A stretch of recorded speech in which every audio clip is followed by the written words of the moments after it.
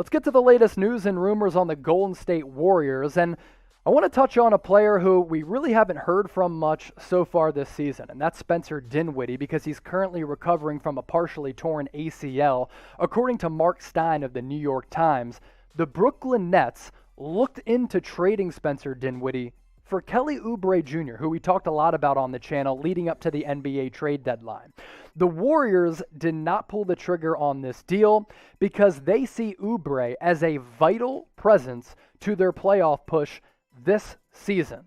So Kelly Oubre Jr., beyond this season, he's going to be a free agent. Bob Meyers has said that he's open to re-signing Kelly Oubre, but they want him this year, and the reason they didn't pull the trigger on this deal is because Spencer Dinwiddie can't help the team out with Steph Curry this season. Kelly Oubre can.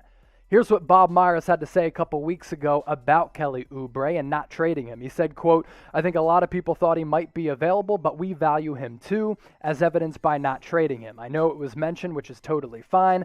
That's the NBA we live in. A lot of players are mentioned. It's harder probably on them. You can tell a player to take it as a compliment, but it's not me or you that's being mentioned as far as moving cities or jobs." And can you imagine that for the people out there watching? If you were just at your respective job and the company's like, you know what, we're going to trade you to another company. See ya. You got to reroute and go to a different city. That would be crazy. Hey, didn't happen to Kelly Oubre Jr., and he is going to play the remaining of his contract out with the Warriors this year and try to help them make the playoffs. As for Spencer Dinwiddie, tell you what, he is a really good scorer when he is healthy, and that partially torn ACL isn't expected to be catastrophic. Here's a peek at what Dinwiddie can do when he's on the floor and healthy. More than 20 points per game, 3.5 rebounds, nearly 7 dimes, shooting a little less than 42% from the floor.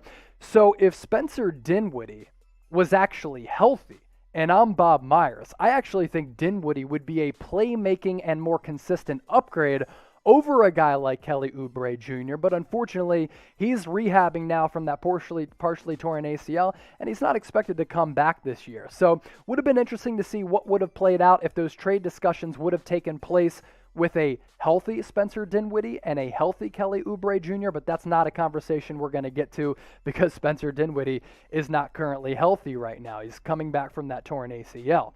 And how does he factor into Brooklyn's future plans with KD, with James Harden, with Kyrie, with Joe Harris, Blake Griffin, LaMarcus Aldridge? The list goes on and on and on. Does Spencer Dinwiddie factor into the Brooklyn Nets' future plans?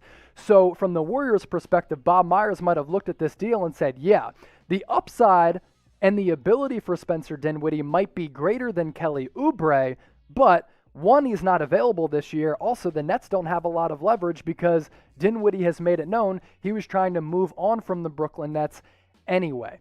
So we talk about Dinwiddie and we compare him with Kelly Oubre. If both of these players were healthy and you had to pick one to add to your franchise, definitely not a cornerstone piece, but maybe aside from Steph Curry and Klay Thompson when he's healthy, who would you choose? Would it be Spencer Dinwiddie? If you like Spence, type SD. If it's Kelly Oubre Jr., type KO. So for all my Golden State Warriors fans out there, this is what I want you to do. Download the Newsbreak app and hit that follow button on your phones. If you go to chatsports.com/WarriorsNB, you can stay up to date with all of the latest happenings, not just on the sports scene. We're talking latest news, politics, pop culture, sports, everything that you want to know and keep up to date with. You can do that through the Newsbreak app. Go to chatsports.com/NB, download the Newsbreak app, and you will be able to stay up to date with everything happening. You can enter your zip code, you can enter your city, and also, hey, chatsports.com/WarriorsNB, and you can give us a follow on Warriors Today by Chat Sports. We have a separate page there on the Newsbreak app. You can do that as well. Basically staying up to date with everything that we're doing here. Newsbreak is a big sponsor of ours. If you support us, support them. Download the Newsbreak app on your phones by going to chatsports.com/WarriorsNB. Steph Curry made his return a couple of nights ago, and man, the Golden State Warriors really missed him when he was out of the lineup. He was out for 5 games. The Warriors went 1-4 in his absence. They were terrible defensively, even worse offensively. That all caused by a spinal cord contusion that Steph Curry suffered against the Houston Rockets a couple of weeks ago. He did return earlier this week against Chicago, and in watching Steph, he looks good. He's looked gimpy at times. There was one moment a couple nights ago against Chicago when he went up for a layup, fell on the floor, and you could tell like he kind of contorted his body so he wouldn't fall squarely on that spine.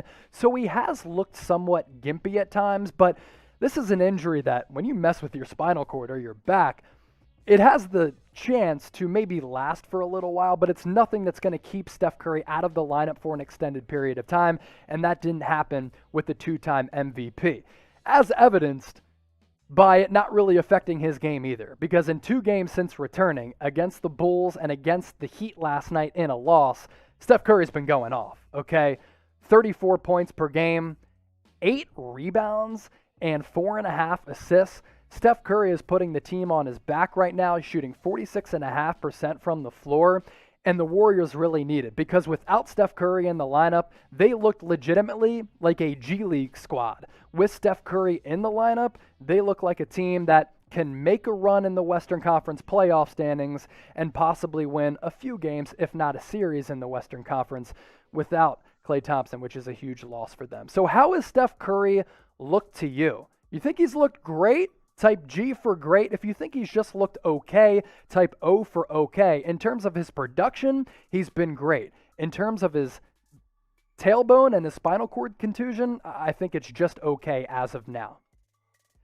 Let's take a peek at the Western Conference playoff standings right now, and everything has changed so much over the last couple of days. A big reason for that, AD and LeBron out of the lineup with the Lakers. But there's been 2 constants. That's been the Utah Jazz atop the Western Conference playoff standings in first place at 36-11.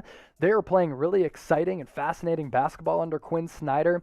A fast pace, a bunch of threes. Donovan Mitchell has been great. So they're in at first place in the Western Conference playoff standings, and they've been there for a little while. Number 2, the Phoenix Suns, who 2 weeks ago in their last 25 games, they went 20-5. They've cooled down just a tad. Still good for second place in the West, though. The Clippers and the Lakers, they've been going back and forth on the seesaw, 3rd and 4th place in the Western Conference playoff standings. The Nuggets, after making some of those big deals at the deadline to bring in JaVale McGee and Aaron Gordon, are 30-18. They're starting to get some momentum. And at the back half of the playoff standings, the Trailblazers at 6th place, 29-18. The Mavericks still playing pretty good basketball at 25-21. The Spurs have cooled off after a decent start. They're at 24-22. The Grizzlies at 9th place at 22-23. And there are the Warriors at 23-25. Now, a big reason they fell under 500, they didn't have Steph Curry in the lineup. Now that Steph is back, I think you'll see that the Warriors will be able to climb the Western Conference playoff standings. Look, when you take a guy out of a lineup who's averaging almost 30 points per game, who's won 2 MVPs, who's lit it up in the playoffs and won a couple of NBA championships, and you have to rely on secondary players to score in bunches like Kelly Oubre and Andrew Wiggins, you're going to struggle for a little while. What's funny is that the Warriors really had trouble defensively without Steph. So I think that defensively they're going to get better. Offensively, of course, when they get 29 points per game back into that lineup, the Warriors will be in good shape as well. So the Warriors currently just in the Western Conference playoff standings. With Steph healthy, do you think that they will make the playoffs? Type P if you think the Warriors will be one of the top 10 teams to make the big dance. If you think they'll miss it, type M for miss.